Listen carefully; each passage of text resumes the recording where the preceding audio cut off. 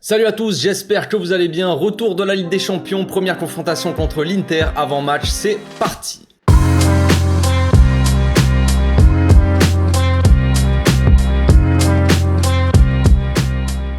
Au passage, n'hésitez pas à vous abonner, liker et commenter, c'est le meilleur moyen de me soutenir et ça fera plaisir à tonton. Avant de commencer, sachant qu'on se retrouvera en live avant le match, juste avant le match, donc live d'avant-match, tu le connais frère, on parle de la composition d'équipe, on parle un peu du match, le temps que la pression elle monte un petit peu, donc on se retrouve à 19h30 demain, juste avant le match, et puis après pour le débrief, évidemment. Pas le temps de souffler les amis, et oui, les matchs vont s'enchaîner à partir de maintenant, vous le savez. Cette fois-ci, le Barça voyage en Italie pour affronter l'Inter. Match sur le papier plutôt compliqué, même si l'Inter en ce moment, ils sont plutôt dans une spirale un peu négative, ils sont pas forcément en forme. Leur coach est à deux doigts de se faire virer, et niveau blessure, ils sont quand même pas mal aussi. Ils comptent pas mal d'absents dans leur rang, hein, j'ai envie de dire, comme Lukaku par exemple, Brozovic, ce sont des joueurs assez importants de l'équipe, et Lautaro Martinez qui a été convoqué quand même, mais qui est un peu...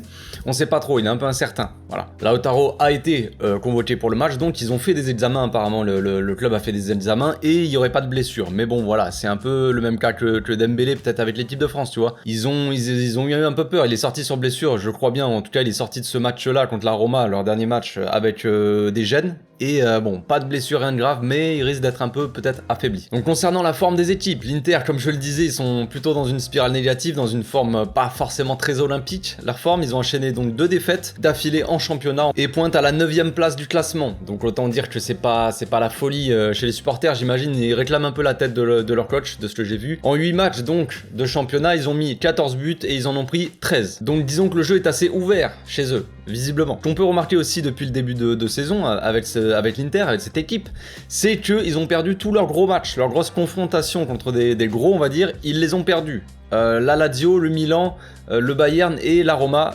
donc que des défaites. Ils ont pris 10 buts et ils en ont mis 4. Dans les gros chocs de leur début de saison, disons qu'ils sont pas au niveau, concrètement. Côté Barça, on sort d'un match, certes, compliqué contre Mallorca, qui a failli nous piéger, hein, c'est peu de le dire, avec son double bus devant la surface, tu connais, mais Lewandowski est arrivé en sauveur, les amis, et il en a aussi profité pour soigner ses stats, évidemment. Côté classement, ça n'a pas dû vous échapper. Ça n'a pas dû t'échapper, frérot, je le sais déjà. J'ai l'impression que les supporters sont plus heureux quand le Real fait un mauvais résultat que quand le Barça gagne. C'est bizarre.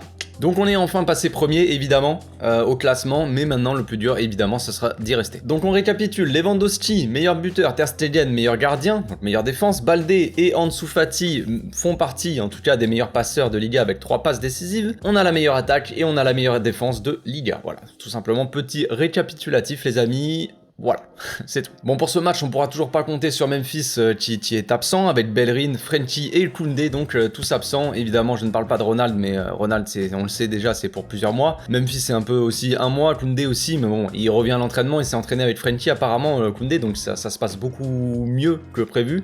Mais toujours pas donc de Koundé, de Frenkie, ni de Bellerin. Xavi a fait appel pour ce match encore une fois à Casado, qui est plutôt logique, je trouve, hein. Ça reste dans la logique de la raison pour laquelle il a été appelé de base, donc voilà. Pablo Torre aussi qui a été appelé, on verra s'il joue quelques minutes, je ne pense pas dans ce match là, ça me paraît un peu compliqué pour lui. Donc bref, j'ai regardé vaguement comment ça jouait côté Inter, et ce qu'on peut dire évidemment c'est qu'il y a quelques joueurs qui sortent du lot évidemment. Je pense déjà à Barella, déjà qui est au milieu, vraiment beaucoup d'activité, c'est lui qui déclenche un peu les actions, j'ai l'impression, soit les contre-attaques, soit même les attaques un peu rapides qu'ils peuvent faire. J'ai l'impression que c'est un peu l'élément déclencheur de ce milieu là. Évidemment en attaque on a Lautaro Martinez qui est un attaquant très rapide, qui part beaucoup dans le dos des défenseurs.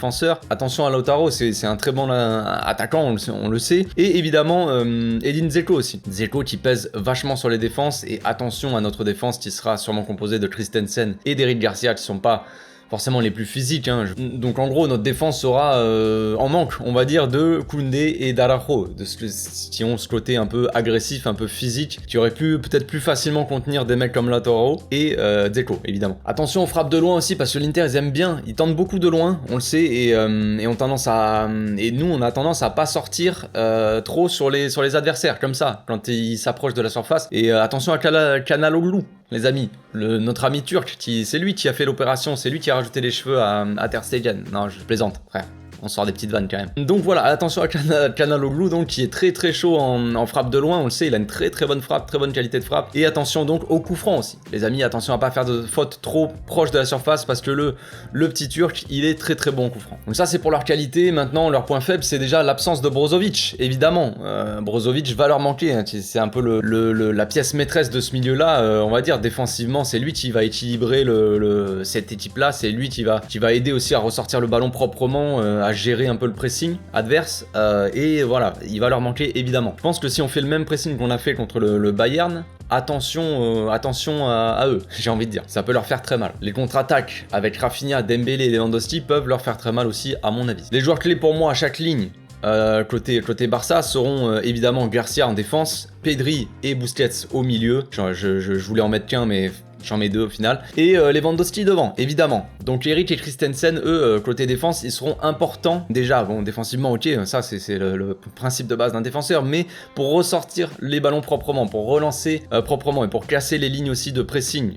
On sait qu'ils vont presser avec Lautaro et Dzeko devant. Ils vont presser donc à 2. Nous, on sera peut-être sur une relance à 3, peut-être ou alors avec des latéraux très hauts et Busquets s'y redescendra, je ne sais pas.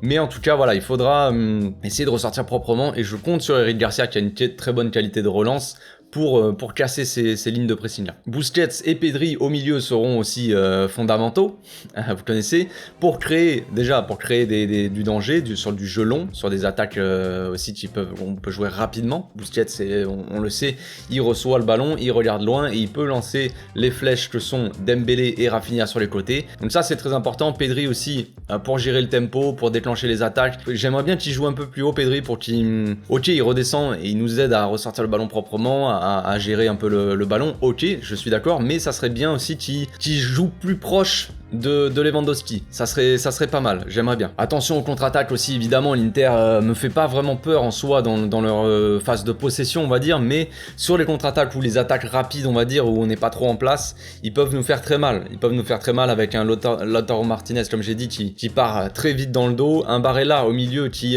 joue très libre.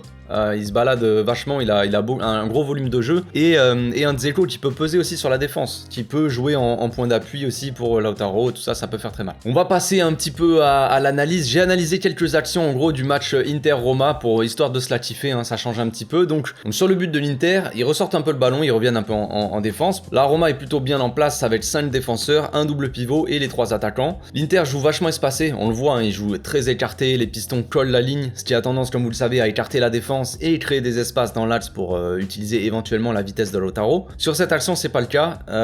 Barella, qui est pour moi l'élément déclencheur, comme j'ai dit, des actions côté Inter, vient chercher le ballon. Le milieu de la Roma vient presser haut. Barella combine avec Canaloglu et joue le 1-2. En 2 secondes, le double pivot est battu et Barella, lui, accélère dans l'espace.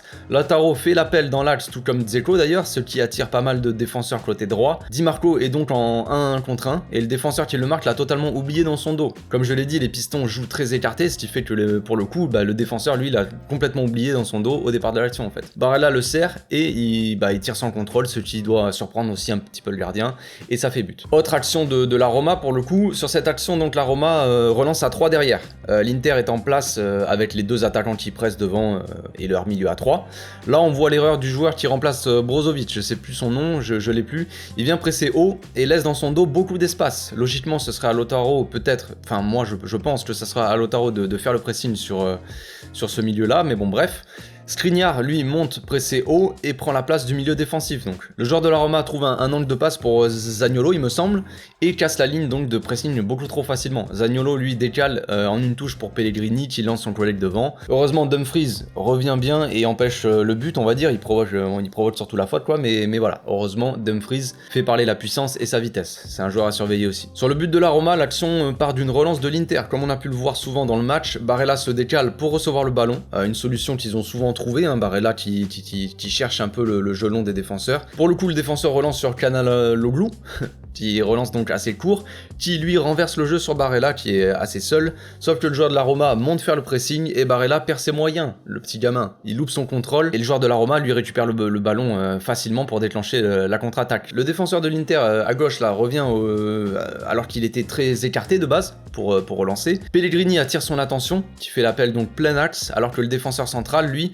couvrait l'appel de Zaniolo dans le dos de Skriniar. Dybala se fait complètement oublier sur la droite et il nous sort un but venu d'ailleurs. Bref, on arrête là pour l'analyse, mais vous voyez un peu les points forts et les points faibles de cette équipe. J'ai pas tout mis, j'ai pas mis 50 actions non plus, je me suis dit que on va pas non plus abuser. Mais bon bref, vous voyez un peu le délire, on va passer maintenant à la composition d'équipe les amis. Je partirai donc dans un 4-3-3 classique personnellement, avec Ter Stegen au cage, normal, hein, Baldé à droite, Christensen et Garcia dans l'axe et Marcos Alonso à gauche. Je vous avoue que je pense que Roberto sera titulaire, ce qui est sorti comme info dernièrement, mais j'ai envie quand même d'un joueur un peu plus offensif. Je pense que si Roberto joue, il rentrera vachement dans l'axe pour aider au milieu à apporter le surnombre, pour que Pedri ou Gavi joue plus haut aussi, peut-être ça peut apporter une solution, mais bon bref, c'est un choix, c'est comme ça. Je préférerais avoir Baldé, je trouve qu'il a pas fait un match trop mauvais contre Mallorca, et voilà, je veux un joueur un peu plus offensif, avec un peu plus de percussion aussi sur le côté, pour que quand il monte sur son côté,